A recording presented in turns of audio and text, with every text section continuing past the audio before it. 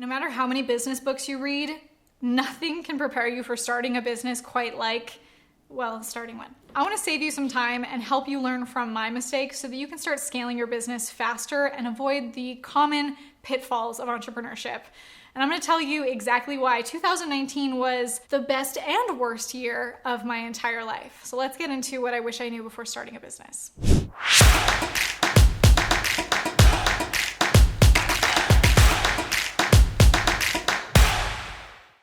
In 2015, I was a full-time dental hygienist. In 2016, I started my social media business on the side. I went into my business full-time in 2017. I attended my first Funnel Hacking Live, a business event that changed my life, in 2018. And then I soon after joined Russell Brunson's Inner Circle. I made my first million in 2019 and my second million in 2020. But here's what else happened in 2019. I was 6 figures in debt. I had to lay off the majority of my team because I couldn't afford to pay them anymore. I ended my marriage and other toxic and at times codependent relationships that were around me. Yep, that was a crazy year.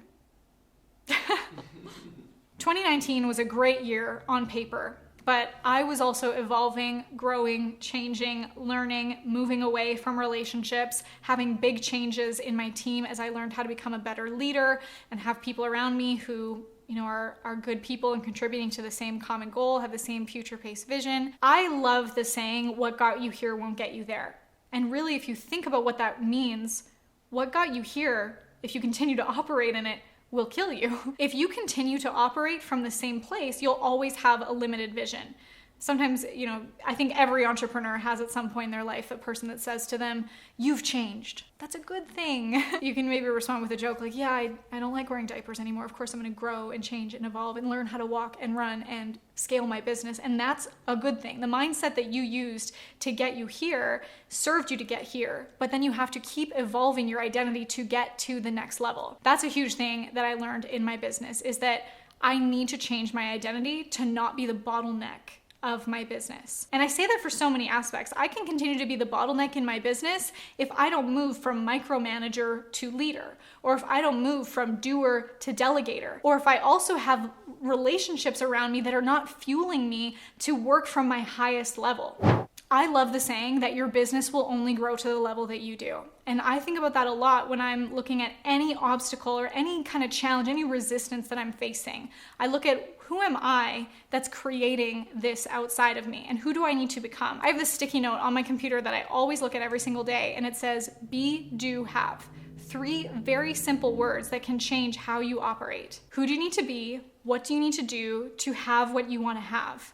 What's the identity of the person that has what you want to have? Because you can't do your way there without being that person. Now, a lot of people operate backwards from have, do, be, thinking once I have $1 million, then I'll be happy. Not thinking about the kind of person that does the things to create the outcome that you want. Being ignorant of that will cost you money in your business. So let's reverse engineer that. If I want to have $1 million business, what do I have to do? And who does a person have to be to do the things to have that outcome? Well, I probably can't be lazy. I probably have to be committed. One of the other sticky notes I have on my computer says, commitment doesn't care how you feel.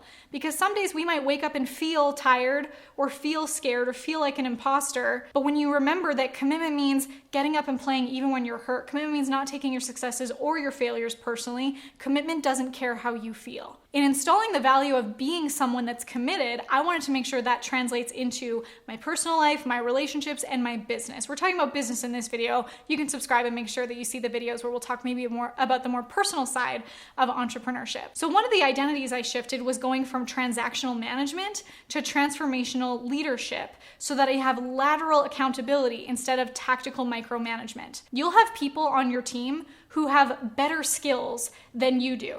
There's an opportunity cost in doing everything yourself. So my identity had to shift from doer to delegator, and also from micromanager to leader, so that I don't insert myself as a bottleneck and get in my team members' way. I highly recommend to hire people to your weaknesses. And if there's an opportunity cost in the day-to-day activities you're doing, you should be spending your time elsewhere and bringing in team members that is their superpower to allow you to work in your superpower. One of the tools that I use, and I would highly recommend you have in your business, is a time study. Alex Sharfin taught me all about this, and this is something that I actually do very regularly because my business is growing at a fast rate. I want to know exactly where I'm spending my time. So what I do is I track my time in 15-minute increments every day, and at the end of the day, I categorize what I did that was strategic, tactical, family time, and self-care time. Did I spend time with my loved ones? Did I move the needle in the business? Is there something that I can outsource? Can I get my time back and make an impact in another section of time if I can free that up? And self-care is the gateway to success, so we also want to make sure that we have that enough in our day. Sometimes sitting, reading, dreaming, learning can feel easier than doing the tactical things. So on the outside might not look very productive that you're sitting and reading a book, but the stuff that you're learning could be that one tweak that takes your business from 6 to 7 figures or 7 to 8. And there are things that you can't outsource in leadership. If you're frazzled and all over the place, what kind of message does that send to your team and your company culture? I recognize the days that I'm feeling my best are the days that I collaborate the best and come up with a strategic vision. I have to feed myself with the fuel that drives me. And that was another big mindset switch that I had to experience in recognizing that my fuel source at one point in my business was pain, that I created chaos around me because that adrenaline rush made me feel important. And I think that a lot of people create their business from a place of wanting to prove themselves or wanting to prove something, whether it's to themselves or to a parent or to the mean kids in school growing up that said you couldn't do it. And that actually really serves us to a place, to a certain level. Then the identity shift begins if you want to scale past that. And that's where I learned to switch my fuel source from pain to passion. I know that if I continue to operate from this place of trying to prove my worthiness and trying to create chaos so that I'd feel important, that would cause me to have unhealthy behaviors. I could show up to meetings tired and hopped up on caffeine because I stayed up all night trying to finish something that I could have delegated and worked with someone who would love to do that and could, support their life and family and allow them to work in their superpower while I'm in mine. Side note, I don't drink caffeine because it's like, for me, drinking liquid anxiety or sugar. I wouldn't be setting myself up for success when I do that. So I created my impact routine. What are the things that I can do to fuel myself from a place of purpose instead of from pain? I know that when I go to bed early, I wake up early, I have an exercise class in the morning, I can have time for myself before my calls start at 9 a.m., the whole day is better. Exercise gets my creative juices going and I'm not inundated with notifications, so my mind shifts to being creative. For me personally, I need to write in my daily planner to brain dump my ideas and journal to process my ideas and thoughts. Otherwise, in my mind, I'm cluttered, and so my physical movement in my day is also sporadic. If I move my body and read and write before 9 a.m., that to me is satisfaction. But your environment will grow you better than your willpower will. So I've purposely put constraints into my day to create the environment that encourages my growth. Here's the first thing that I put into my day that's going to create like a ripple effect and almost be the big domino that creates the rest of my day. I schedule a bar class, ballet bar, for 6 a.m. every weekday. I'm committed to that. I have signed up for that class. The studio has my name on file. If I no-show, I will be charged $15. Because of that, I go. It's non-negotiable. To make sure that I go feeling good, I also go to bed early. So I'm not, tired, exhausted, miserable. To go to bed early, I have to get enough stuff done during the day and spend time with my family and have restricted technology before I go to bed. Do you see how me scheduling that exercise class creates the rest of the routine? Or else I'm going to be the one that suffers. So these are the constraints that I've created in my environment that allows me to feel satisfied and productive.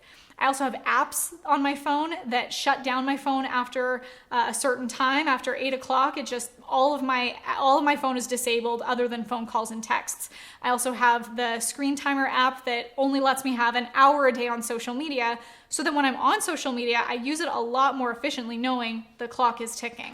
A lot of people start their businesses thinking, wow, freedom, this is the answer, I've made it. But little do they know, beginning a whole new journey, business, entrepreneurship, it's a game of personal development. You are unraveling your identity and rebuilding your identity constantly, because if you can't grow in your identity, you will always be the bottleneck. And you will only grow to the extent that your identity allows. Your self-belief systems, whether that's like, for me, it was approving my self-belief system. And a lot of people start their businesses and they get to this level where they think, what is this all for? You're growing this big business so that mom and dad will applaud in the audience, or that the mean kids at school will let you sit at their lunch table? The tools and the strategies and the resources to grow your business are, sure, they're required, they're necessary, but will only be as successful as the mindset of the person utilizing them.